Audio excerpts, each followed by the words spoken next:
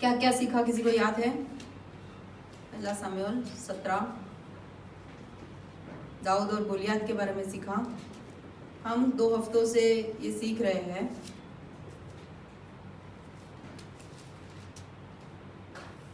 Yes, क्या क्या सीखा हमने कि हाँ, तैयारी करनी है, फिजिकल तैयारी, आत्मिक तैयारी, ये सब तैयारी रखनी है हमें। फिर जो हमारा गोफन है वो क्या है? वो हमारा जीभ है, और उसके अंदर जो पत्थर है वो क्या है? प्रभु का वचन है। ठीक है, ठीक है। अब इसी में हम आगे बढ़ेंगे। 17 में ही आप देखेंगे बाइबल के अंदर जो गोलियत को बताया गया है और उसके जो वस्त्र को बताया गया है, क्या आपको पता है ऐसा और कहाँ बाइबल के अंदर बताया गया है? और कहाँ बताया गया है ऐसे पूरे वस्त्र का जो गोलियत ने पहना था, ऐसे एक वस्त्र का जो वर्णन है? एफिसियों में बताया है। और कहाँ बताया है? हाँ, वर्णन ऐसे। हाँ, ठीक है। लेविटिकस कपड़ों में बताया है, एक्सोडस में बताया है, लेवाई जो वस्त्र पहनते थे उसका बहुत स्ट्रॉन्ग स्पेसिफिकेशन दिया है। और कहाँ है? दानियल की पुस्तक में अगर आप देखोगे, जब वो राजा वो दानियल को दिखाता है परमेश्वर एक दर्शन, उसके अंदर भी आप देखोगे कि जूते क्या पहना है, टोपा, सब कुछ। तो 3 मेन जगह पर ऐसा बहुत डीपली उसको डिस्क्राइब करते हुए, उस वस्त्र को डिस्क्राइब करते हुए बाइबल के अंदर 3 जगह में लिखा है। एक गोलियत का वस्त्र, दूसरा दानियल का दर्शन, और तीसरा एफिसियों की पुस्तक। एफिसियों की पुस्तक में क्या लिखा है भारती? एफिसियों की पुस्तक में क्या लिखा है? क्या है? सारे हथियार बांध लो। ठीक है। तो आज हम देखेंगे कि हमने पिछले हफ्ते देखा कि दाऊद ने सिर्फ एक गोफन के द्वारा गोलियत को गिरा दिया। एक गोफन के द्वारा उसने गोलियत को गिरा दिया, और उसके पास सिर्फ एक ही चीज था। वो क्या था? वो प्रभु के नाम से गोलियत से लड़ने गया था, है ना? वो ऐसा ही बोलता है ना, तू मेरे खिलाफ हथियार लेकर आता है, पर मैं तेरे खिलाफ प्रभु के नाम से आता हूं। तो मैं सोच रही थी कि ऐसा एक अदृश्य वस्त्र उसके पास था जिसे कोई देख ना सका। हमारी जिंदगी में जब परिस्थितियां आती है तो प्रभु के वचन के अंदर हमारे लिए भी ये वस्त्र को दिया गया है। इसलिए हम इस जो चैप्टर का कनेक्शन है हम करेंगे एफिसी 6 के साथ। पर एफिसी 6 हम पढ़ेंगे, एफिसी 6 उसका 10 निकालिए।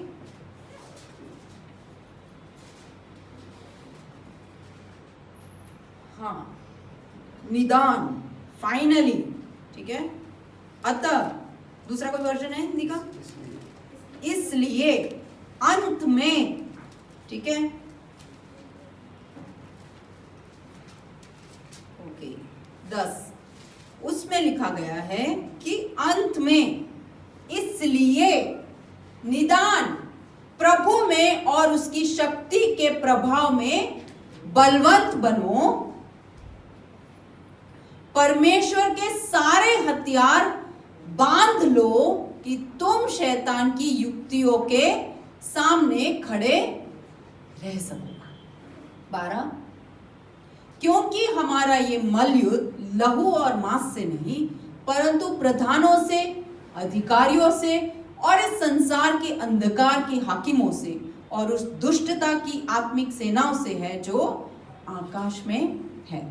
इसलिए परमेश्वर के सारे हथियार बांध लो कि तुम बुरे दिन में सामना कर सको और सब कुछ पूरा करके स्थिर रह सको।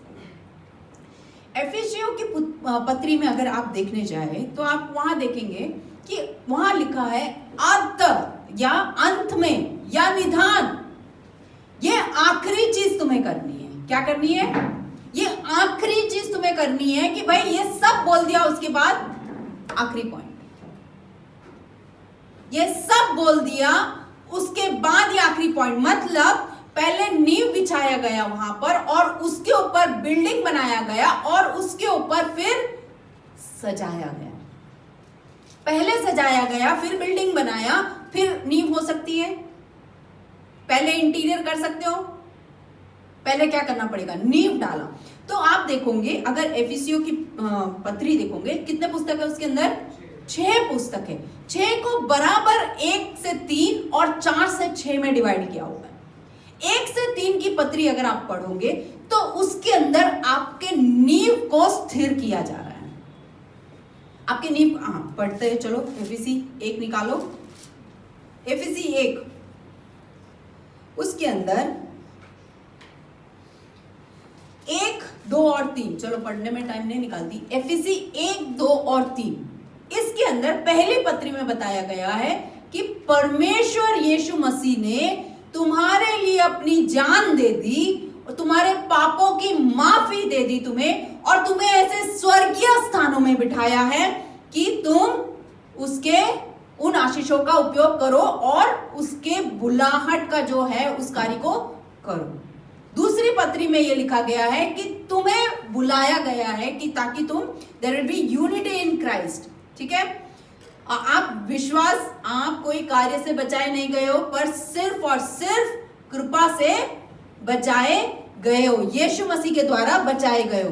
और तीसरे में वो कहता है कि अब कोई यहूदी नहीं, अब कोई यूनानी नहीं, पर अब तुम सब एक हो मसीह में, और एक करने वाला चीज क्या है, वो परमेश्वर यीशु मसीह का लहू है। ये तीनों पुस्तक के अंदर हमारा जो बेसिक डॉक्ट्रिन्स है वो स्थापित हो गए। एक प्रभु, त्रिएकता, परमेश्वर पिता, यीशु मसीह, पवित्र आत्मा, हमारा स्थान उसके अंदर क्या है, हम कौन थे, हम क्या हैं, हम क्या बनेंगे, वो पूरा वहां बताया गया है ना। अब ये चीजों को हमें हमारा नींव बनाना है। जब तक हमारे अंदर यह विश्वास ना हो कि प्रभु यीशु ने मेरे पापों को धो दिया है, हम हमेशा अपने पिछले पापों को देखकर रोते रहेंगे। जब तक हम ये ना समझ ले कि प्रभु यीशु ने हमें कहां बिठाया है, पढ़िए एफिसी 1,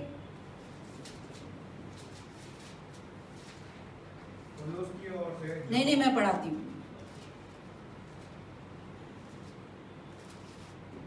एफिसी 1 का 3, हमारे प्रभु यीशु मसीह के परमेश्वर और पिता की स्तुति हो, जिन्होंने हमें मसीह में, जोर से बोलिए गलीसिया, मसीह में स्वर्गीय स्थानों में हरेक आत्मिक आशीष से आशीषित किया है। हरेक, यहां क्या लिखा है, मसीह के स्वर्गीय स्थानों में सब प्रकार की आशीषें दी हैं। अच्छा, आगे पढ़ते हैं। ये परमेश्वर में हम कौन हैं, क्यों ये आशीषें दी हैं। एफिसी 1, 18, 19 पढ़िए।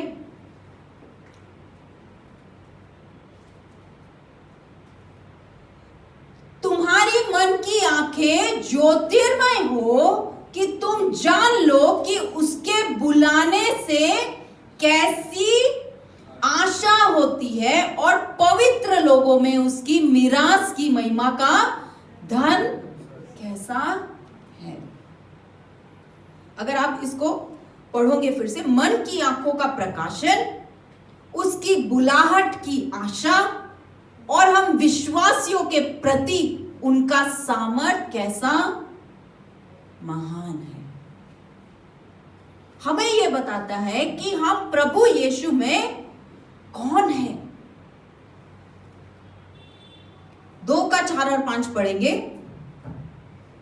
2 का 4 और 5, उसमें वो इस तरह से कहता है, 2 का 4 और 5, परंतु परमेश्वर ने जो दया का धनी है, अपने उस बड़े प्रेम के कारण जिससे उसने हमसे प्रेम किया, जब हम अपराधों के कारण मरे हुए थे तो हम मसीह के साथ जिलाए, है ना।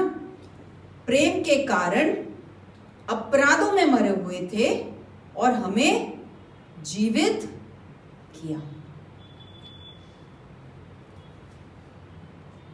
2:13 और 14, 2:13 और 14 मैं वचनों से आपको ले जाना चाहती हूं, आप लिख के रखना 2:13 और 14। पर अब तो मसीह यीशु में तुम जो पहले दूर थे, मसीह के लहू के द्वारा निकट हो गए हो, और क्योंकि वही हमारा मेल है, वो हमें एक बांधे रखता है, जिसने दोनों को एक कर लिया और अलग करने वाली दीवार जो बीच में थी ढा दिया।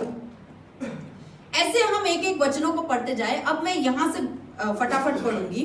एफिसी 3:9 में यहां बताया गया है, मुझे जो पवित्र लोगों में छोटे से भी छोटा हूं, अन्य जातियों में मसीह के अगमय धन का प्रचार करने के लिए ये अनुग्रह प्रदान किया है। प्रभु यीशु मसीह में आप कौन थे? प्रभु यीशु ने आपको कैसे अपनाया, आपको कहां बिठाया और आपको क्या काम दिया है। एफिसी 1:3 में कि उसका 3:9 कि उसका भेद का प्रदान क्या है, जो सबके सृजनहार परमेश्वर में आदि से गुप्त था, ये प्रकाशित करूं मैं इस बात को, इस योग्य बनाया कि हम उसके वचन को ले जाने पाए। और तो 1, 2 और 3 के वचन मैंने पढ़े। अब मैं 4 से पढ़ूंगी, ठीक है। 4 का 14-15, 4 का 14-15 क्या कहता है? ताकि हम आगे को बालक न रहे, जो मनुष्य की ठग विधा और चतुराई से उनके भ्रम की युक्तियों का और उपदेश की और एक भयार से उछले और इधर उधर घुमाए जाते हो। यानी आप बालक नहीं रहो तुम लोग। 1 से 3 में तुम्हारा नींव क्या है, तुम्हारा विश्वास क्या है, तुम कैसे चुने गए हो, तुम कैसे योग्य बनाए गए हो, इस बारे में। और अब कहा जा रहा है अब तुम्हारा काम क्या है। तुम्हारा काम है बालकों के समान इधर उधर उछलो मत। प्रभु ने प्रार्थना नहीं सुन, कलीसिया नहीं आना।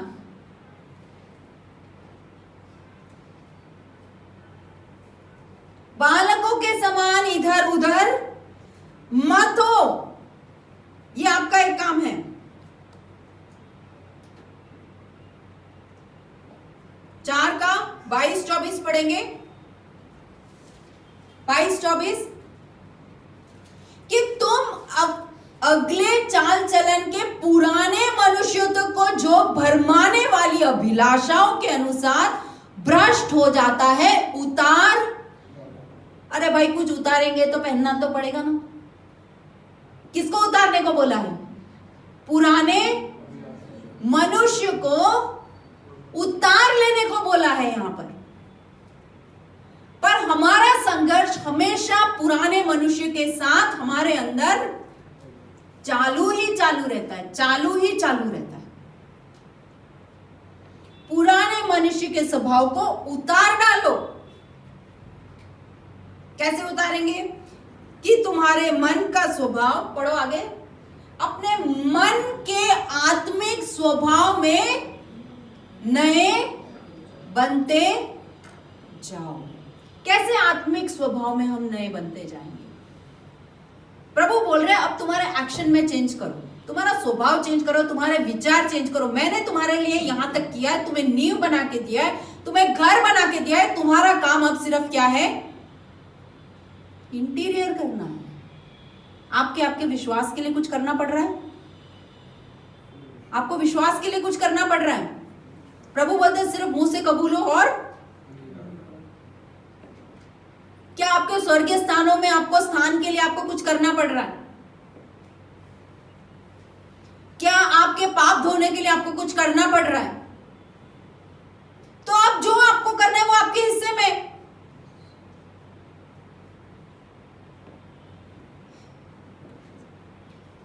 इसलिए पुराने स्वभाव के प्रति स्वभाव को त्याग दे कि तुम्हारे मन का स्वभाव नया हो जाए और नए स्वभाव को, नए मनुष्यत्व को पहन लो जो परमेश्वर के अनुसार सत्य की, धार्मिकता और पवित्रता में, परमेश्वर के साथ सही खड़े रहो। धार्मिकता का मतलब है परमेश्वर के साथ सही खड़े रहना, और पवित्रता में, पवित्रता में मतलब अपने आप को अलग कर देना वहां से, ठीक है। 5:33 पढ़ेंगे। फिर भी तुम में से हरेक अपनी, अब देखो पहले क्या आया, पहले क्या आया, पूरे सृष्टि के लिए परमेश्वर ने क्या किया वो आया। आपके लिए परमेश्वर मरा क्या, सिर्फ पूरी सृष्टि के लिए क्या किया वो आया। फिर आपके लिए आया। अब परिवार में एंट्री हो रही है। क्या बोल रहे हैं, फिर भी तुमसे हर एक अपनी पत्नी से अपने समान प्रेम करे और पत्नी अपने पति का समान करे। और ये सब बोलने के बाद एफिसी 6 का एक बच्चों के लिए भी बोलता है कि बच्चे अपने माता पिता का आज्ञा का पालन करो ताकि तुम लंबी जिंदगी जी पाओ। और ये सब करने के बाद आखिर में 10वां वचन 6:10 में वो कहता है कि निधान प्रभु में और उसकी शक्ति में के प्रभाव में बलवंत बनो। ये हम मसीहों का, अब मैं आपसे एक सवाल पूछती हूं, क्यों हम मसीह होने के नाते एक हार की जिंदगी जीते हैं? क्यों हम मसीह होने के नाते, क्यों हमारी परिस्थिति आती है तो हम गिर जाते हैं? क्यों मसीह होने के नाते हम जयवंत की जिंदगी नहीं जी पाते? क्यों मसीह होने के नाते हमारे मन में, हमारे और दुनिया वालों के बीच में फर्क नहीं? कभी कभी दुनिया वाले ज्यादा हमसे, क्यों? क्योंकि एक तो आप मुझे बताओ, एक कपड़ा पहना है उसके ऊपर दूसरा कपड़ा पहनोगे तो चलेगा? जब विंटर की जैकेट की बात नहीं कर रही हूं, अभी आप लोगों ने पैंट शर्ट पूरा पहना है, उसके ऊपर एक पैंट शर्ट और पहन सकते हैं, कंफर्टेबल रहोगे। आप लोगों ने कुर्ता ड्रेस पहना है, उसके ऊपर एक और कपड़ा पहनोगे, कंफर्टेबल रहेगा? बिल्कुल नहीं रहेगा। उसी तरह से पुराने मनुष्यत्व को जब तक आप निकालोगे नहीं, उतार तो देने की पूरी कोशिश कर रहे हैं हम लोग, हमारे पुराने स्वभाव को, पुराने विचारों को उतार देने की पूरी कोशिश कर रहे हैं, पर नया वस्त्र भी हमें, और नया वस्त्र जो है वो परमेश्वर की धार्मिकता और पवित्रता है। अब परमेश्वर के हम करीब जा नहीं सकते। 10वें वचन में इस तरह से कहा है कि प्रभु की शक्ति में, के प्रभाव में और बलवंत बनो। Be strong in his might and in his power. कैसे बनेंगे हम? कितने लोग मानते हैं कि हम सब एक सैनिक हैं? हम सब सैनिक है ना? हमेशा युद्ध में कौन जाता है? सिविलियन जाता है? एक साधारण मनुष्य जाएगा? कौन जाएगा? एक सैनिक ही जाता है। तो हमेशा हमें याद रखना है कि जिस तरह से दाऊद ने गोलियात के सामने एक युद्ध ही नहीं लड़ी, वहां पर एक आत्मिक युद्ध था। मैंने बताया उसने किस नजरिए से उस युद्ध को देखा। ये एक आत्मिक युद्ध है। जब तक हम एक आत्मिक युद्ध में जीत नहीं पाएंगे, ये रोज का है हमारा, ये डेली है हमारा, हर आवरली है हमारा, हर मिनट में ये युद्ध है हमारे पास। और इसके जीतने के लिए क्या करें? हम सब मानते हैं ना, आप लोग सब सैनिकों, ठीक है। मैं एक छोटा सा वो मैग्नो वाला फर्स्ट वाला वीडियो मैं आपको बताना चाहती हूँ। ये फर्स्ट वाला लाइट्स ऑफ करेंगे अगर तो अच्छा लगेगा। एक छोटा सा वीडियो है। फ्रांस ने दूसरा विश्व युद्ध से पहले एक मैग्नो लाइन करके, और थोड़ा वॉल्यूम कम रखना, फुल स्क्रीन, वॉल्यूम थोड़ा सा नीचे से वॉल्यूम बंद है बेटा। वॉल्यूम बंद।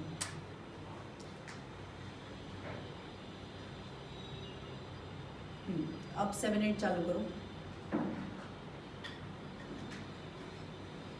ये जो है फ्रांस ने दूसरे विश्व युद्ध से पहले, ये जो लाल रेखा देख रहे हो ना, ऐसा एक बहुत बड़ा मैगिनो लाइन करके बनाया, ठीक है। मैगिनो लाइन ये इतना जोरदार प्रोजेक्ट था कि कुछ 700 करोड़ इसमें दिखाया है फ्रांस का उपयोग किया गया था उस टाइम पे। Named after French Minister of War André Maginot, was to deter German invasion. It would serve other. ये चाहते थे कि ये जब मैग्नो लाइन बनाया जाए तो जर्मनी की सेना इसके थ्रू आ नहीं पाए। इतना खतरनाक मिलिट्री प्लानिंग था इनका, खतरनाक। 5000 सैनिक उसके अंदर रह सकते थे, उसके अंदर तोप था। अब देखें 3 बिलियन फ्रांक्स का ये उस जमाने में बनाया इन्होंने, और ये कुछ ऐसा दिखता था बाहर से। एक फोर्ट को क्या बोलते हैं, चट्टान, गढ़, एक गढ़ के समान इस तरह से दिखता था। जर्मनी उस तरफ है, ठीक है, और ये था वो गढ़। देख रहे हो, पॉज करो जरा वीडियो। ओके, आप देखोगे कि ऊपर सिर्फ टोपा जैसा सब दिख रहा है, इसके अंदर 5000 लोग रह सकते थे, और इसमें रहने की सुविधा है, एसी कंडीशनर है, बड़े बड़े क्या बोलते हैं, बंदूक, टैंक, ये सब, और टनल है, अंदर ट्रेन जाने की फैसिलिटी है। इतना बड़ा प्रोजेक्ट ये लोगों ने बनाया, और उसको एक इतने लंबे स्ट्रेच पे बनाया कि जर्मनी अंदर घुस न पाए, और इस विश्वास में ये बैठे थे कि जर्मनी इस चीज को तोड़कर अंदर नहीं आ पाएगी। उस गढ़ में वो अपने आप को सुरक्षित महसूस कर रहे थे, और उन्होंने दूसरा कोई प्री प्लानिंग नहीं किया। पढ़िए ना आगे। They were built of thick concrete and they had several stories, heavy artillery with retractable armored turrets. ठीक है, दूर दूर तक वो देख सकते हैं। थोड़ा थोड़ा आगे जाने दीजिए। खाने पीने का, सोने का, आप देखिए ट्रेन्स, इतना बड़ा प्रोजेक्ट वो लोगों ने बनाया। थोड़ा आगे जाने दीजिए, थोड़ा और आगे जाने दीजिए, बस स्टॉप। देखो वो डॉटेड लाइन दिख रहा है ना आपको, वो डॉटेड लाइन, जर्मनी ने क्या किया, वो स्वस्तिक जो निशानी वो जर्मनी का है, वहां पर जंगल थी उस तरफ। क्या था, जंगल था, और फ्रांस वालों ने ये सोचा कि भाई इस जंगल के द्वारा कोई निकल के आ नहीं सकता, पर जर्मनी ने वहां से अटैक किया फ्रांस के अंदर, और जो मेजर सैनिक थे वो सब कहां बैठे थे, कहां बैठे थे, मैगिनो लाइन में बैठे थे अंदर, मेजर सैनिक सब। इसके वजह से उस युद्ध में फ्रांस के ऊपर जर्मनी आ गया। कहने का मकसद क्या है, अक्सर हम अपने मैगिनो लाइन में बहुत सुरक्षित और कंफर्टेबल हो जाते हैं। हमारा मैगिनो लाइन क्या है, परमेश्वर। हम बच गए, हमने बपतिस्मा ले लिया, हमने विश्वास कर लिया, हम चर्च में जाते हैं, हम मैगिनो लाइन में मस्त बैठ जाते हैं। वेडनेसडे मीटिंग अटेंड करते हैं, फ्राइडे मीटिंग अटेंड करते हैं, सैटरडे मीटिंग अटेंड करते हैं। कंफर्ट जोन, मैगिनो लाइन के अंदर हम सब बहुत आराम से बैठे हुए हैं, और दुश्मन दूसरे तरफ से आने की तैयारी करता है। वैसे मैंने जैसे बोला पिछली बार, दाऊद युद्ध में जाने वाला था। कभी उसने सोचा कि मैं गोलियत को, आज मुझे जाना है, उसके हथियार क्या उसके पास थे उस टाइम? नहीं थे, पर उसने अपने आप को इस तरह से तैयार किया, इस तरह से प्रिपेयर किया उसने अपने आप को, कि जब भी कोई भी समस्या उसके सामने आ जाए वो उसको लड़ पाए, वो उसको लड़ पाए। अभी हम बोलते हैं हम आत्मिक सैनिक है, हम आत्मिक सैनिक है, ठीक है, पर आत्मिक इंडियन आर्मी या पैराट्रूपर्स जो होते हैं, इंडियन आर्मी के अंदर जो उनकी ट्रेनिंग होती है, मैं चाहती हूँ कि वो एक ट्रेनिंग पैराट्रूपर्स वाली है ना, 3 मिनट्स का ट्रेनिंग है, खाली मैं चाहती हूँ हम आत्मिक लोग हैं, हम इसको एक आत्मिक नजरिए से देखें। आप ये लाइट ऑफ ही रहने देना।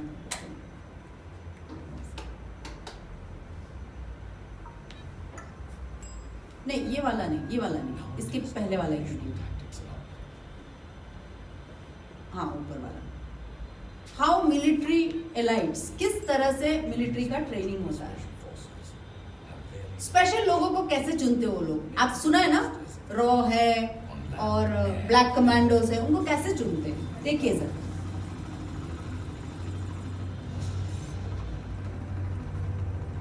थोड़ा सा volume.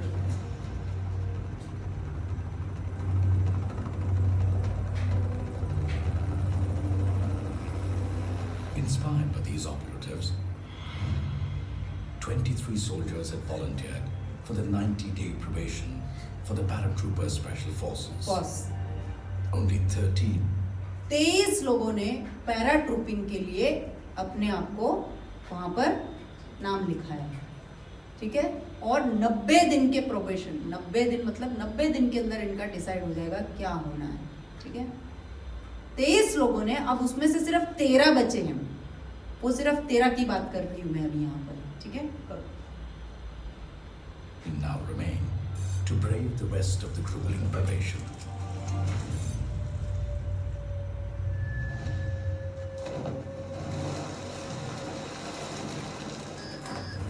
The probationers are thrown into a 12-foot deep tank. 12 foot deep tank में इनको डाला जाता है Simulated drowning in frigid और water. वो जो कमांडो इनको डुबाता रहता है बार बार Oxygen to survive. डुबाएगा वो उसको, जितना वो This is a हड़बड़ाएगा। test to find out if they panic in high stress. ये उनको बार बार ऐसा किया जाता है ये देखने के लिए कि क्या स्ट्रेस में ये पैनिक करेंगे या नहीं, स्ट्रेस में ये पैनिक करेंगे या नहीं। आगे बढ़ाएंगे। Situations.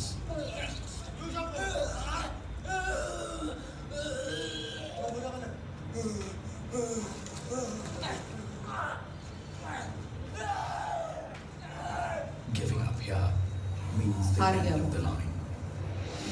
हार गया मतलब अब तू उस चुनाव में नहीं आ सकता, अब तू पैराट्रूपर नहीं बन पाएगा। आगे जाइए।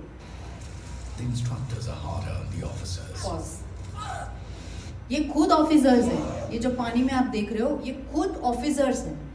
अब जो उनके ऊपर वाले जो लोग हैं वो बहुत हार्ड होते हैं उनके ऊपर। क्यों हार्ड होते हैं? उनको मजा आ रहा है, क्या करना चाह रहे हैं वो, क्या देख रहे हैं, क्या कर रहे हैं, मजबूत बनाना चाह रहे हैं। क्योंकि दुश्मन के पास जब जाएंगे तो दुश्मन उन्हें ऐसे हैंडल नहीं करेंगे। अले बेटा आ गया तू, इस तरह से हैंडल नहीं करेंगे, उनको प्रेशर में डालेंगे, उनको टेंशन, उनका मुंह खुलवाएंगे कि तुम्हारे पास क्या है, तुम्हारे कहाँ कहाँ सेनाएं बैठी हुई है। आगे। As future squad commanders, they have to earn the respect of the men. Pause. अगर इन्हें रेस्पेक्ट चाहिए, लोगों के सामने रेस्पेक्ट चाहिए तो इसके थ्रू जाना पड़ेगा। गो।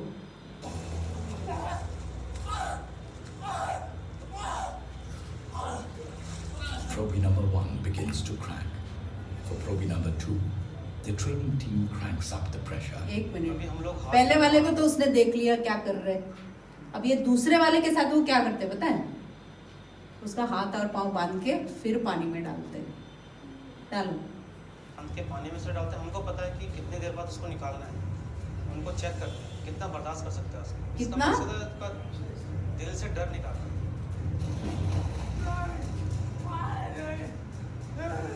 It is not long before number 1 finally opts out of the probation. पहला वाला बोलता है मुझे नहीं करना है, ये छोड़ देता है, मुझे नहीं करना है, आप मेरे से ये नहीं होगा, वो छोड़ के मैदान छोड़कर भाग जाता है। प्ले कीजिए। A paratrooper comes to a watery end. Number 2 seems to be hanging on.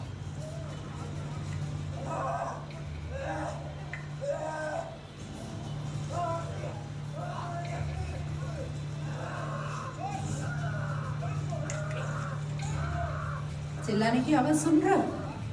थोड़ा साउंड But बढ़ा। finally, hypoxia gets the pip. A medical condition where the lack of oxygen to the brain causes a blackout. The medical team quickly blackout gets him हो गया। out. He's taken to the emergency room, but his spirit is not broken. Emergency room में ले गए उसको, oxygen की कमी। Third video.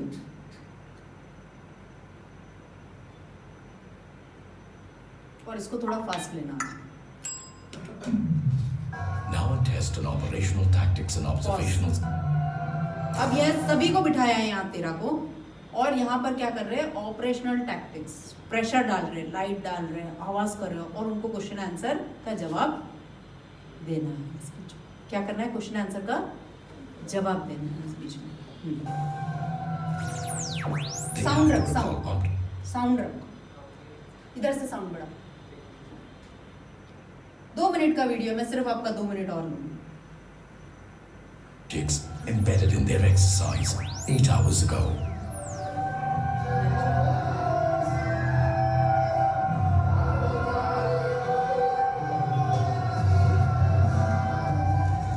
With 19 more hours to go, the medical team gives them a thumbs up. ठीक है। Mental pressure check कर लिया ये लोगों का, मेंटल Another प्रेशर। speed अब बोले मेंटली ये लोग सब सही है, इतने प्रेशर में ये लोग ले सकते हैं। follows. अब इनको But चलना they है are 10 hungry kilometre, and 33 kilo exhausted. बाहर लेके। How much थके हुए can they हैं, take? भूखे हैं। इनको हम लास्ट हाथ तक तोड़ते हैं कि नहीं अब मेरे बस के नहीं है, लेकिन जो ऑफिसर क्या बोलता है? इनको हम लास्ट हद तक तोड़ते हैं, जब तक ये नहीं बोलते ये मेरे बस की नहीं है। कीजिए। अपने दिल दिमाग घुटने को बोलता नहीं अभी मैंने चलना, थोड़ा और वही सिलेक्ट होता है। कौन सेलेक्ट होता है यूथ के लिए, पैराट्रूपिंग के At the लिए? end of the speed march, जो दिल Every दिमाग last- घुटनों को भी बोलता है कि भाई थोड़ा सा और, थोड़ा सा और। calorie has been burned. वो देख रहे हो? Time to refuel. खाना मिलता है, वो भी 2 मिनट के This अंदर खाना। probably feels like the best meal of their lives. थोड़ा सा आगे करो।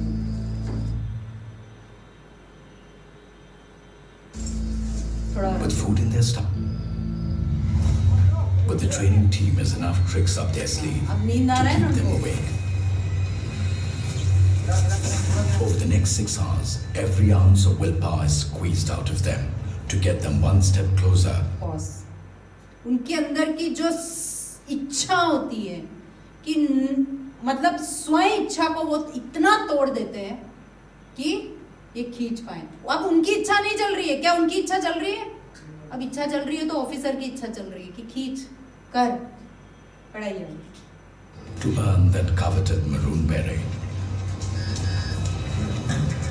और 13 घंटे जाना है, 23 घंटे से ये लोग इसमें हैं, और 13 घंटा जाना है। 23 hours and 20 minutes into the stress phase, Probically bites the dust. बोलता है मुझे नहीं करना है, वो साइन करके He signs the non-para volunteer form बहुत हो and ये चीज ने आपको एक बहुत अच्छा आपका दिल दिमाग आंखों को खोल दिया कि जब आप एक मसीह हो तो आप एक सैनिक हो तो आपका प्रिपरेशन कैसा होना चाहिए, आपकी तैयारी कैसी होनी चाहिए। क्या हम उस तैयारी के लिए तैयार हैं? क्या हम ऐसी तैयारी करते हैं कि जब प्रेशर में पास्टर डालते हैं, हाँ, जब कोई सिचुएशन प्रेशर में हमें डालता है, हम क्या करते हैं? हम साइन कर लेते हैं, भाई शैतान हाथ से लो। हम निर्णय ले लेते हैं, काफी सारे निर्णय को ले लेते हैं जब हम इस आत्मिक युद्ध से जाते हैं। कितना जल्दी हम गिव अप कर लेते हैं, कितना जल्दी। हमें मिलने वाला क्या है? एक लाल पट्टा, पैराट्रूपर के पट्टे के लिए ये लोग इतना अनंतता का मुकुट वो पहनाने वाले।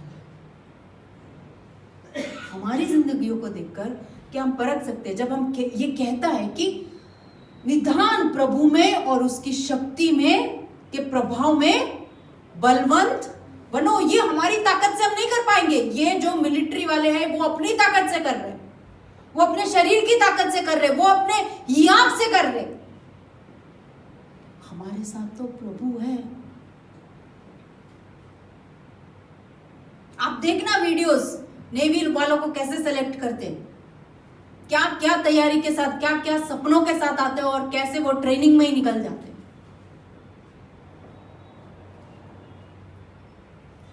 थोड़ा सा कड़क हो जाते हैं तो हम हाथ उठा लेते हैं, परिस्थितियां हमारे विरोध आने लगती है तो हम हाथ उठा लेते हैं।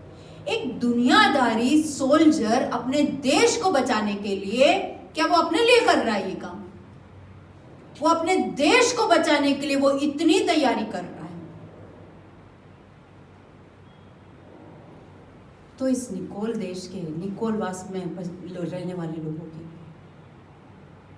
हमें कितनी तैयारी करनी चाहिए? हमारी तैयारी क्या, हम हमारी जिंदगी के प्रॉब्लम से ही नहीं ऊपर आते, हमारी जिंदगियों से ही हम ऊपर नहीं आते। हम क्या देश के लिए लड़ेंगे? हम क्या देश के लिए लड़ेंगे जब हम अपनी आत्मिक युद्ध नहीं जीत पाते? इतनी बड़ी विजय परमेश्वर ने हमें दी है, हम कहाँ जीत पाएंगे?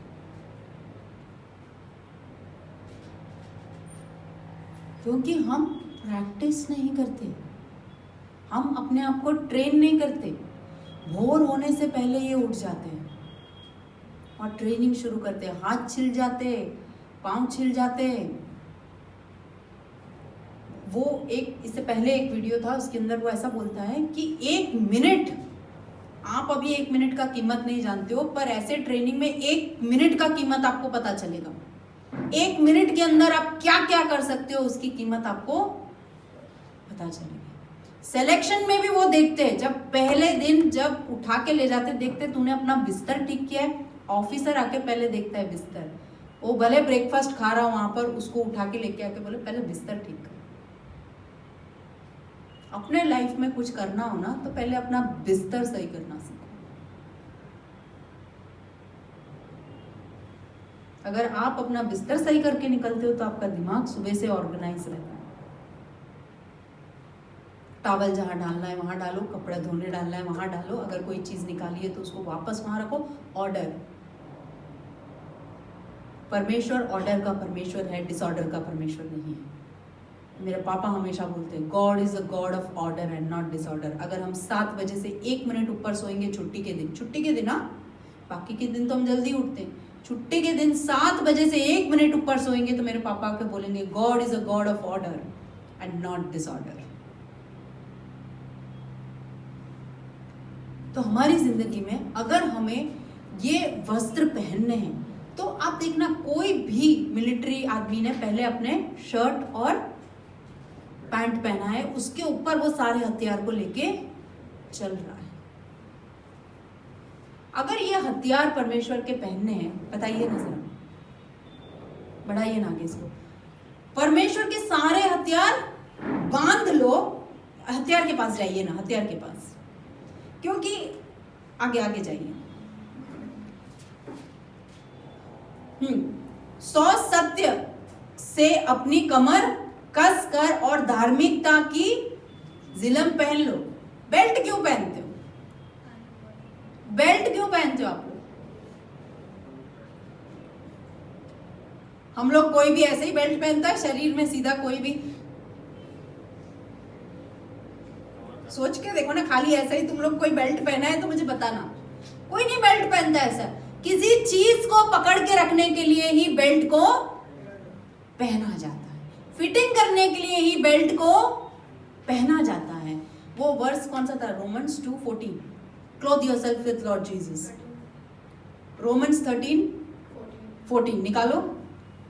आपका वस्त्र क्या है? पुराने मनुष्य के वस्त्र को उतार दिया, धार्मिकता और पवित्रता के वस्त्र को पहन लिया, वरन प्रभु यीशु मसीह को पहन लो और शरीर की अभिलाषाओं को पूरा करने का उपाय न करो। प्रभु यीशु मसीह को पहनने के बाद बेल्ट को पहनने की क्या जरूरत है? प्रभु यीशु मसीह को पहनने के बाद बेल्ट को पहनने की क्या जरूरत है? क्योंकि हमने वेडनेसडे सीखा है, बहुत सारे तरह के बेल्ट आते हैं। मैं भी सच हूं, मैं भी सच हूं, मैं भी सच हूं, मैं भी सच हूं, हम सब सच हैं। कई तरह के बेल्ट आते हैं। यीशु मसीह को पहनने के लिए सच्चाई का बेल्ट बहुत जरूरी है, क्योंकि प्रभु यीशु मसीह ने कहा कि मैं ही सत्य और मार्ग और जीवन।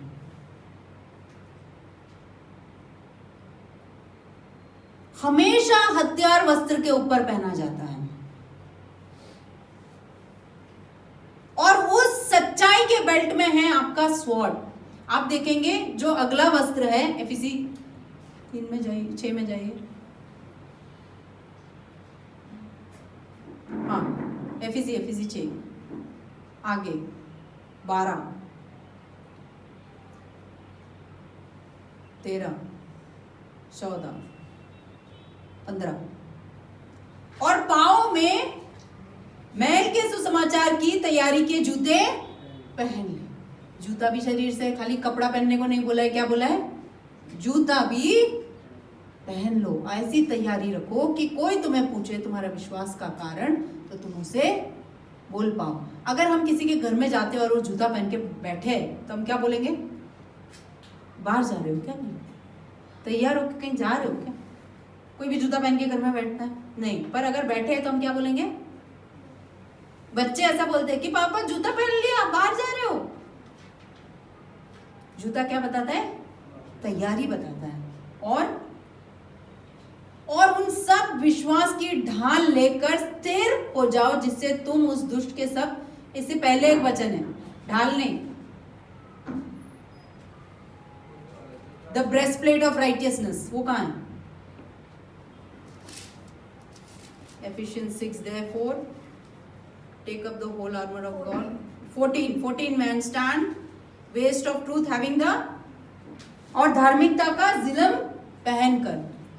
अब ये सारी चीजें कैसे है? शरीर से चिपकी हुई। सत्य का बेल्ट, धार्मिकता का जिलम, जूते, और विश्वास का उद्धार का टोपा, ये सब शरीर से चिपकी हुई है, क्योंकि ये सब चीजें परमेश्वर की ओर से हमारे पास आती है। ये हम अपने आप से नहीं कर सकते। और दो चीजें हैं जो अलग है। एक है विश्वास का, द शील्ड ऑफ फेथ, विश्वास का ढाल जो अलग है, वो ये आपके विश्वास के ऊपर, परमेश्वर के विश्वास के ऊपर नहीं, ये आपका विश्वास है जो अलग है। और आत्मा का तलवार, वो भी अलग है, वो भी आपका अपने हाथों से, यानी एक हाथ में ढाल, दूसरे हाथ में तलवार। अगर खाली ढाल हो तो चलेगा, खाली तलवार हो तो चलेगा? चाहिए। ये तैयारी के लिए हमें क्या करना पड़ेगा? कुछ चीजों को उतार कर फेंकना है और कुछ चीजों को पहनना। 1 से 3 में परमेश्वर ने हमें धार्मिकता, टोपा, जूता सब दे दिया। 4 से 6 में विश्वास की ढाल हमें पकड़नी है और वचन को हमें इस्तेमाल करना है, ताकि हम परमेश्वर में दृढ़ खड़े हो जाएं। ऐसा कहा जाता है कि जब ट्रेनिंग होती है तो हर एक सेना का जो ऑफिसर होता है वो यही चाहता है कि उसकी ट्रूप जीते, उसकी ट्रूप जीते। तो अगर वो ट्रूप हारती है तो एक लाइन है जो बोला जाता है जब आप युद्ध में निकलते हो, there is no second place in war. युद्ध में कोई दूसरी जगह नहीं है, there is no second place in war. You are either first or you are dead. समझ में आया? या तो आप पहले हो या तो आप मर गए। युद्ध में कोई दूसरा स्थान नहीं है। तो आप कंफर्टेबली मैगिनो लाइन में बैठ नहीं सकते कि दुश्मन मेरा कुछ कर नहीं सकता।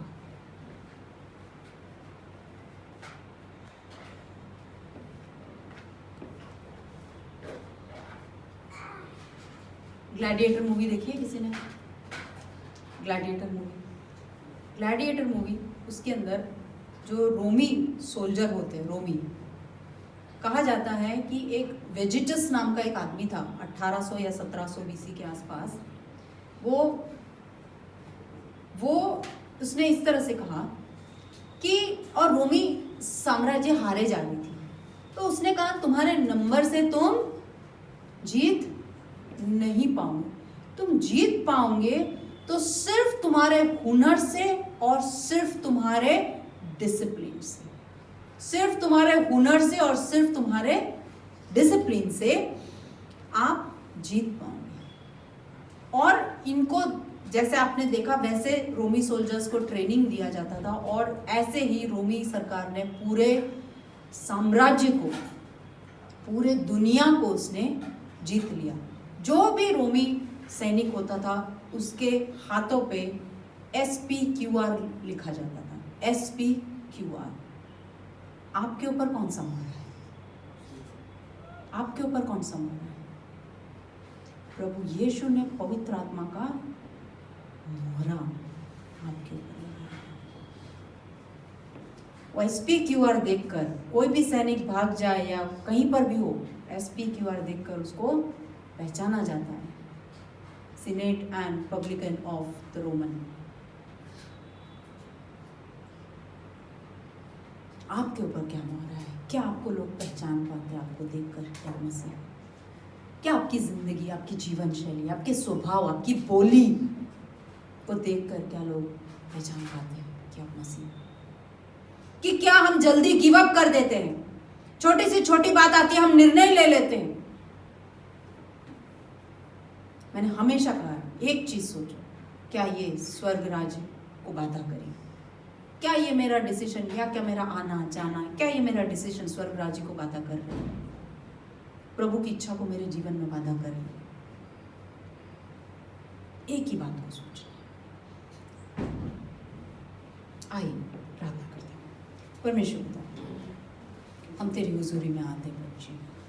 हम इस योग्य नहीं प्रभु जी कि हम तेरे हुजूरी में आए प्रभु, हम इस योग्य नहीं परमेश्वर, पर तूने हमें चुना प्रभु जी। मनुष्य क्या है प्रभु जो तू उनके बारे में सोचता है परमेश्वर। परमेश्वर फिर भी तेरी दया कृपा हम पर रही प्रभु, इसलिए धन्यवाद। इस युद्ध में प्रभु जी तूने हमें विजय से भी बढ़कर बनाया प्रभु जी, हम जयवंत से भी बढ़कर है प्रभु जी। पर कभी कभी हम हमारे पुराने मनुष्य को पहन लेते हैं प्रभु जी, उस पुराने स्वभाव की ओर खींचे चले जाते हैं प्रभु जी, और हमारे आत्मिक हथियारों को हम उतार देते हैं प्रभु जी। हम भूल जाते हैं कि हम कौन है प्रभु जी, हमारे ऊपर किसका मोहरा लगा है प्रभु जी। इस युद्ध को हम जीतने पाए प्रभु, तो ऐसी हमारी मदद करना प्रभु, और उसके समान बोलने पाए कि विश्वास की दौड़ को मैंने ऐसी दौड़ी है प्रभु जी, मैंने अपनी जिंदगी को पूरा खाली कर दिया है प्रभु जी तेरे लिए। परमेश्वर हमारे अंदर एक ऐसा मन दे प्रभु जी कि जो दुनिया के लिए बहुत ऊंची ऊंची लगती है वो हमारे लिए तुच्छ हो जाए प्रभु जी। परमेश्वर हम तेरे राज्य को देखें, हम तुझे देखें, तेरे मुंह को ताके प्रभु जी, हमारे स्वभाव में, हमारे बोली में, हमारे चलने में प्रभु जी, हाँ सिर्फ लोग तुझे ही देखें प्रभु। ऐसे होने पाए प्रभु, मदद करना परमेश्वर, मदद करना परमेश्वर। हम अपनी ताकत से नहीं कर पाएंगे प्रभु जी, हम अपने आप को ट्रेन करें, डिसिप्लिन करें प्रभु, ऐसी मदद करना परमेश्वर। अगर दुनिया के सैनिक इतना सब कर सकते तो हम और भी अधिक कर सकते परमेश्वर, क्योंकि तूने कहा है कि हम बड़ी चीज़ें करेंगे प्रभु जी। परमेश्वर इस देश को, इस प्रदेश को प्रभु जी तेरे हाथों में देते हैं, आने वाले इलेक्शंस को तेरे हाथों में देते प्रभु जी, आगे की सभा को तेरे हाथों में देते प्रभु जी। यीशु के नाम से प्रभु जी मांगते, सुन और कबूल करता हूँ, आमीन।